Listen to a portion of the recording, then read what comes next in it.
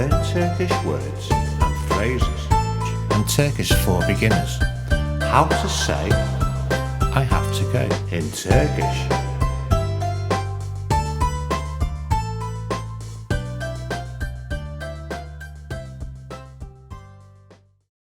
Gitmek zorundayım. I have to go. Gitmek zorundayım. I have to go. Gitmek zorundayım. I have to go. Gitmek zorundayım. I have to go. Gitmek zorundayım. Now you try.